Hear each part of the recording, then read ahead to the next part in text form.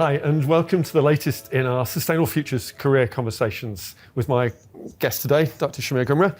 Hopefully you'll enjoy the conversation we have around his career and some of the pressing issues around sustainability at the moment. Do you want to just introduce yourself? Well, thanks for the invitation to join your podcast. Really appreciated to be able to take part. Yes. So I'm Executive Director at NHS Property Services. I've been in the role now for just over 6 months. It's a new team that's been formed as part of a restructure that happened towards the end of last year. Okay, fantastic. And we'll explore in this about how you got there and the sort of career to that. Yeah, so sure. I'm always interested about people's early careers and what brought them into contact with sustainability. Wow. You're a chemical engineer by training, aren't you? Originally, yes. Did chemical. Yes. So I guess we're going to start way back then. Just over 20 years ago, this summer, I graduated from Loughborough University in chemical engineering and wasn't really sure where I wanted to kind of go, if I'm honest. So I joined a quarrying business, a company called Aggregate Industries, on their graduate program straight after uni. And for the first 5 years, it was pretty much, go and break some rock, stick it back together with some asphalt, and we'll cement, make concrete slabs, sell concrete slabs, and just a whole range of things, actually, just to get experience of the organisation, making product, selling product. And then I started to drift more into strategy, having spent some time on the road as a sales rep as well. So selling concrete out of the boot of the car, kind of did that for a while. And that's where I started to first really sort of touch upon sustainability more broadly. So I was selling to architects and specifiers, and they were asking questions around, what's this sustainability rating? Is it got recycled content? We're going for a BREEAM certification for the building or the project. How can we get the points and that? So I had to start to look into it and sort of understand what was all this nomenclature, what was going on, why are these people asking these types of questions. And some of the data that we had for the products that I was selling lent itself to that, to specification.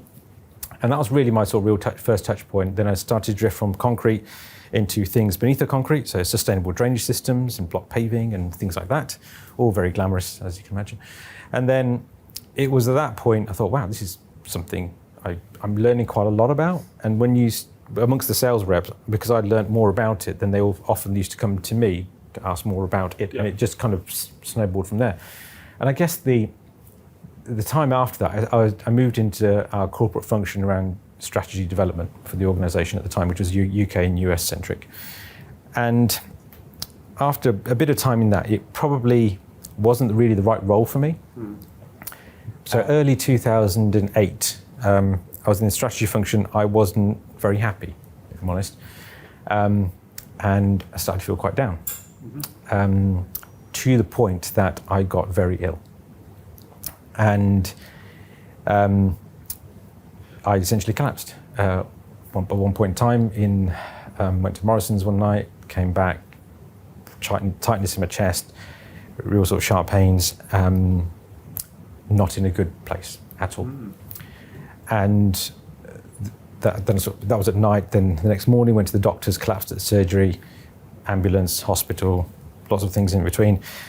And they told me I had a blood clot in my lung at the age of 27? My word. So I was in this ward with other people who, I brought the average age down, let's put it that way, by some distance. And it was kind of a moment in life, and you think, why am I sat here now with people who are over 70 recovering from a stroke? And this is not a good thing. So I was off work for a month. My wife was injecting me with warfarin every day to thin blood to see if the clot would move or whatever. And by the time I got to a scan, they couldn't find anything. There was no clot. And we had sort of conversations with the consultant, whatever. And then you kind of realise, well, was it really ever there? And you don't really ever know. Because when you have these types of things, a big part of the process for healing is understanding what it was, to be able to say it is that, and therefore I can deal with it. So, in a long way around it, there was a moment of actually, how much of this is actually about my own mental health? How much of it is because I wasn't really happy in the role I was doing? And this just all manifested itself in terms of anxiety and depression and a really, really poor state of mental health. So when I came back to work, it was in just desperation. I had to get out of that particular role. Organisation was brilliant, massively supportive, but that role wasn't right for me at the right moment in time. So I guess you guys would see this kind of thing all the time with great person, wrong role, right role, whatever, and that kind of thing. So I came back to work, and there's 2 lines that started to fundamentally change where I would end up in the rest of my career. It said research engineer, Watford, doing research on sustainability of concrete. Okay. That was it, it's 2 lines. And it's Watford. I said to my wife, you know what, my health is tanking. We have 2 young kids. This is not going to be good if I stayed here. So I decided I'm going to go for it. Yep. Met with the director of sustainability at the time, and then realised it was actually to do an engineering doctorate on sustainability at Loughborough in civil engineering, where I did my undergraduate degree. So it was this moment of like, oh wow, this could be so amazing. The company were massively supportive, so I did my doctorate in sustainability of concrete. And then during that, obviously we had the 2008-9 recession, masses of change in the organisation. I was massively fortunate. I then took on a role as head of sustainability. At the time, my then boss got a bigger job on the executive. So I started to really kind of take more of an leadership role for sustainability within that business. So that was a massive moment, I guess, for me, having come out of a situation that was incredibly difficult. And I often talk about it now because I think it's really important to be able to talk about mental health. There's far less stigmatism around it now than there was then. I wish I'd spoken about it more openly then, and maybe I wouldn't have got myself into that situation. But whatever it was, it is. So I did that for a bit around sustainability there. Then I went off into consultancy for a couple of years. Then I joined BRE, Building Research Establishment down in Watford. Did various things there and ended up running BREEAM. Yes. So I was leader of BREEAM for quite a few years. We did some amazing things there, built up a wonderful team. And then after 7 years at BRE, the opportunity came up to join the executive at NHS PS. So that kind of very quickly fast forward just to today. Thank you for sharing that, and I think you're right. I think just sort of sharing that sort of idea about how people have that trigger point. It's not always as dramatic as yours, I would say, but I think there's often a trigger point somewhere in there to say, okay, I need to do something a little bit different. But it's like anything, isn't it? That at the time, it did not feel dramatic. Right. Because everything's so much drawn out. You're at home for a month, you're in and out of hospital, whatever it is, it's months and months of end-to-end of not knowing how you're going to feel or what you're going to do. It's only when you look back at 20 years and go, well, that issue was 2008-9, and then you talk about it in 3 minutes, then it sounds incredibly dramatic. Yes. Amazing. Yes. So that's got you to the point that you're at. I'm interested in the size and scale of the role that you have now in particular. It's the NHS Property is a huge organisation. Where does your role fit into that, a newly created one? How's that come about? It is fascinating because other roles that I've been in before, even from a sustainability lens, someone's already been there before me. So there's a degree of, how do you take on what was been done and you make it your own to a degree and add more to it so the next person can build again and again. Here, there have been lots of great programs around greening the NHS, work around CSR, social prescribing, healthy places, huge amounts of work that NHS PS has been doing for a long time.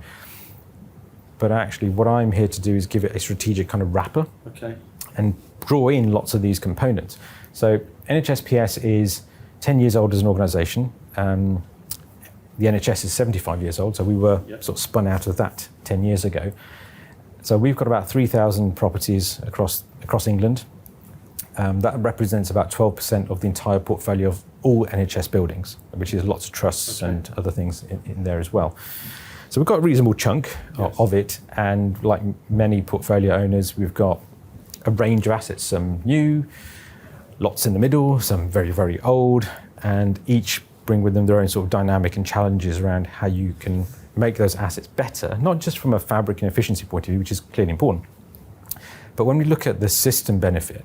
So if you've got a hospital actually, and it's 20% of it might not be fully utilised, how do you work with other parts of the NHS system to utilise that space better?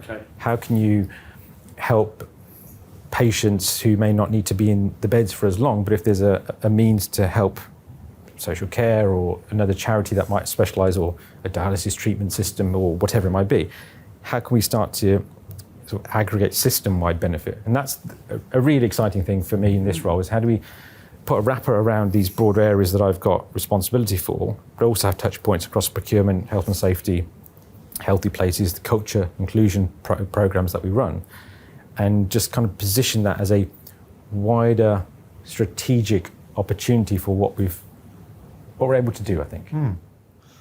So I'm now, as my brain thinks about the skills and experience that allows you to take advantage of that. What sort of skills do you think you're bringing to that, and how are you using them? Yeah, I guess from a career development point of view, there's two aspects. I think there's one, what you learn as you do stuff, quite simply. You know, you spend time, you learn from others, you observe others, what works for other leaders, people that inspire you, whether it's in your own work, on TED Talks or whatever else it is. But then there's also the kind of learning that you get from doing other things outside of the role itself. Because I think you can learn a lot from your peers, the networks that you have within your working environment.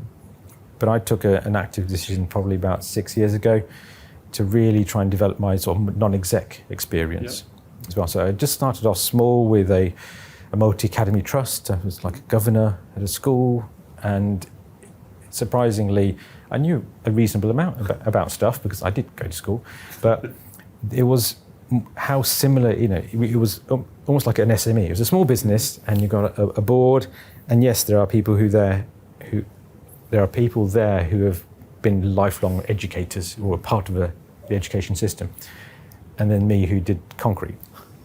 But actually, when you look at some of the challenges that they face around competitors in the market, or revenue, profit, whatever, a lot of these things, well, this is kind of the same as running another business, but just you've got kids that you're trying to teach and educate and create a social benefit at the same time. So that was really enlightening around how they were looking at sustainability challenges within a constraint of funding and what they need to do to help meet the DFE targets and so forth. So I did that for a little while. And then from that, I then became a governor at a college, so kind of moved up a bit, which my daughter actually went to, so I became parent governor, which she was deeply upset that I had done. But there we are, what can you do? If I only did it only out of spite, but there we are. So I did that for a bit, and then I joined the board of IEMA, the Sustainability Professional Membership Crowd. So that's meeting and working with other non-execs in that capacity is incredibly useful, not just in terms of your own networking, getting to meet people from Patagonia or whatever else it is, but actually how we are trying to shape the future of IEMA as a profession for sustainability folk. So that's brilliant. And then I ended up, a friend of mine ran a charity, it's kind of one step below a charity, called Ride for Freedom. So this is some work that I did with him quite a few years ago now, 6-7 years ago, around modern slavery. And he was a bit of a keen cyclist, and now he's far too involved in cycling for anyone's health, really. But he does cycling events and all sorts. But through that, he's got the charity called Ride for Freedom. So they very, very small scale, but they help people who've been rescued from slavery, modern slavery, and give them a bike, give them training on a bike so they can probably get to work or find a job and that type of thing. So it's small scale. So I'm on the board of that, and I think trying to build my own non-exec profile to a degree, it comes to a point where actually you're learning so much through that process around governance, around leadership, and all these types of skills that every day I'm just being able to bring a lot of that back into my role. And similarly, things I can do in my role, I can hopefully add value back into these other organisations I'm trying to support. So it's, the whole skills thing for me is so much more around how I want to learn and how I can hopefully learn as I go along through these particular mechanisms than I would have realised the potential to learn 10 years ago. Fascinating. And ties in with a lot of things we've heard from others as well in terms of that, the importance of networks, the importance of learning from others, the importance of being part of a community is an obvious train that runs through a lot of the conversations that we have. So interesting that's there for you as well. I just want to turn a little bit to sort of challenges, opportunities that you're seeing as well, and talk a little bit about where you see those coming from, where you see sustainability. Your involvement in sustainability is very much on that property construction side of things. So I'm interested in how you see that sector evolving to accommodate the issues that we're addressing now. Yeah, it is fascinating, isn't it, how the built environment more generally is going to have to cope. You hear the stats about how many the emissions percentage that comes from the built environment and all the rest of it. But actually, I kind of take a sort of a macro view to a lot of these things where, challenges around generative AI, is quite topical at the moment. Automation of things in the built environment. People even talk about sensors, building management systems. How can you look at the data around the weather patterns, and how can you look at indoor temperature control, and all of these things? How can you start to automate? How can buildings learn? Yes. So there's aspects around artificial intelligence to a degree that we have with highly sophisticated building management systems already. Yep. But how do you start to connect buildings to portfolios? And how do we get better access to the age-old question around the data that we've got? There's loads of it, yes. But are we taking real data on this kind of maturity pathway to get real insight? Otherwise, you just have a lot of data. And it's these challenges that people might have lots of smart meters, but is it changing behavior? Are we changing the way that we use what we need to do, or is it secondary to what we're trying to achieve? So there's lots of these things I think we still have to fully understand and unpack better. Yeah. And I think also as we get towards some of the big milestone dates, 2040, 2050 and so on, that unfortunately that sense of urgency is just going to get greater. And therefore there was a piece of work done a few years ago from the IPR. They were looking at the policy response. They kind of drew a nice graph essentially to say, look, the closer we get to some of these dates, the policy response is going to be ever more stringent. So if you're running out of road, you get to 2030, we are going to miss this by a country mile or whatever it might be. Legislation. Actually, we're going to have to put more control. So how much of this is about organisations getting ahead of that, so it's not done to them, but actually can get ahead and yes. So start to a degree be in charge of their own destiny and, yes. and manage the asset. And I think more and more organisations are looking at a more holistic portfolio view of the system benefit, as well as not just the physical buildings itself or themselves, but actually how buildings interact with people, not inside explicitly, because that's kind of a given, but actually the society, the communities, the natural environment, all interconnected around the asset as well. Yes. And taking system-wide views, I think, is absolutely the direction of travel we're taking. And do you think there's a longer-term view? Because one of the challenges we have at the moment is in a relatively constrained financial situation, is that the investment that's required has a short-term cost with long-term relatively payoff. Are we in a position yet where we've got that balance right, or are we still working towards that, do you think? It's difficult because I see examples of both all throughout my career, where actually the right type of leadership, right organisation in private sector might be a bit easier to do on the cuff than it is in the public sector.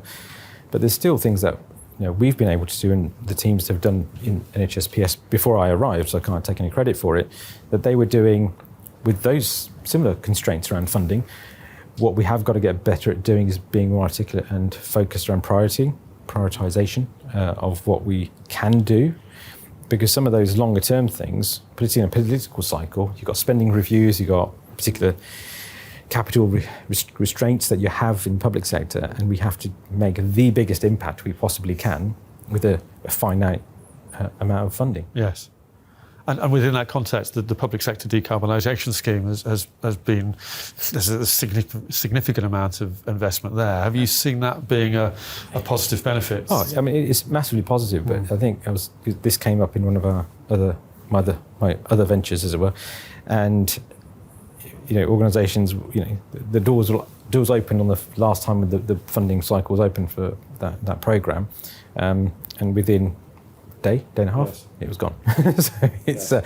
So it's organisations now are preparing for the next window. So actually, we're going to be bid ready, because we are, and that's helping them focus around how good it needs to be. Yes. And and whether they can look at other alternative sources of funding, and I think there's a wider dialogue we should be having with government departments and Treasury around what are these other sources of funding and other capital models, joint ventures, and we might talk about PFI, but there's other means out there that if you can find the right type of partner and the right model, yes, we're going to have to start to unlock some of this quickly. So on the back of that, I'm interested in the role of the sustainability professional in driving that and where they sit in the sort of the matrix of decision makers in that process, and how you see the best way of a sustainability professional such as yourself influencing those sort of long-term strategic decisions.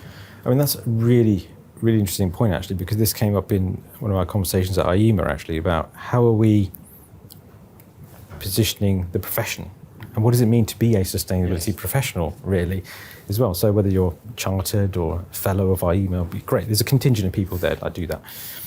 But actually, you're looking across government departments, so it might just be the chief sustainability officers, various departments for the MOD, the MOJ, and various other places.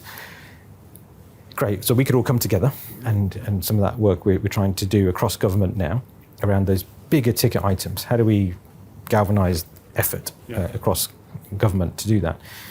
But actually, we still rely on colleagues in the Cabinet Office and in DEFRA and DV and whatever, Department for Education, and all these other places who may not be sustainability professionals, but have an active stake and in part of that decision-making process, whether in procurement or whether in project management or construction aspects of all these programs.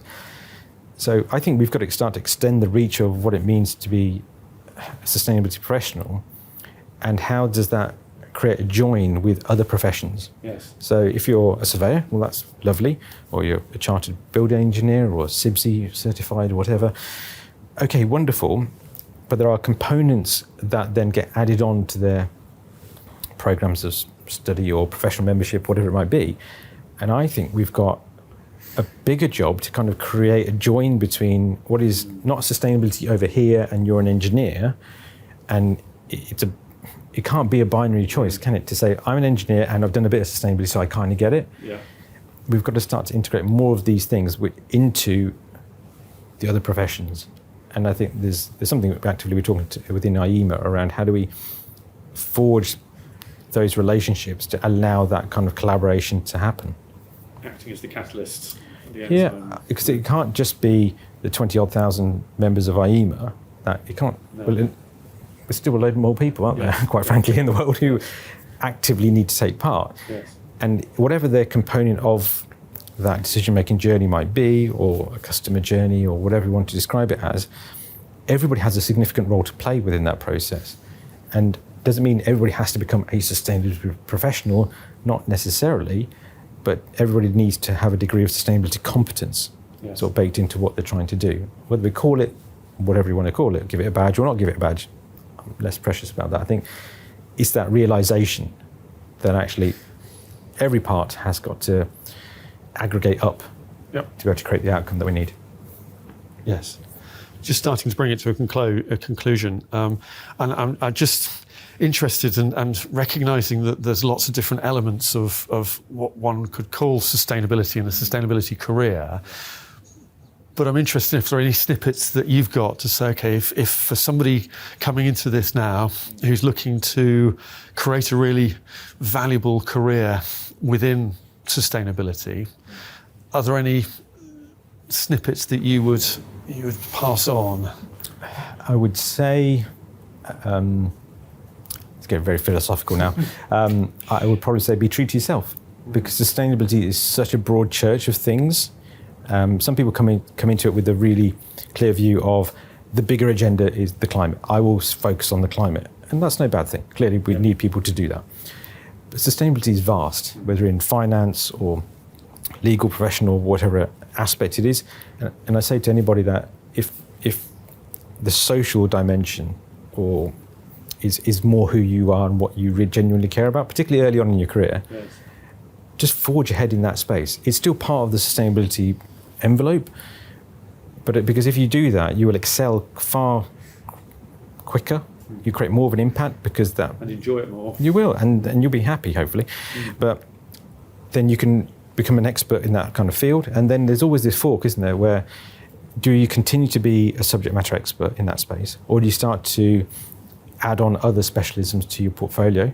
And that's a decision for some people. Others then actually just continue on that, but lead the team and then become the big leader of that team and go to a bigger and bigger organisation to have greater influence around a particular theme, which is absolutely fine. Or others people go into more the leadership and still carry a degree of that subject matter expertise with them. Because whatever your point of entry into sustainability, everyone's come at it from either a climate lens or a biodiversity lens, a social lens, whatever aspect it is. And there's bits of that never leave you, but that's how I think you demonstrate credibility, and most importantly of all is authenticity around what you want to do. Fantastic. No, that's a very good note, I think, to finish the conversation. Thank you very much. That's been a fascinating conversation, and I appreciate your time and giving that to us. Thank you very much for watching and listening. Hope you found that as interesting as I have, and hope to talk again. Thank you.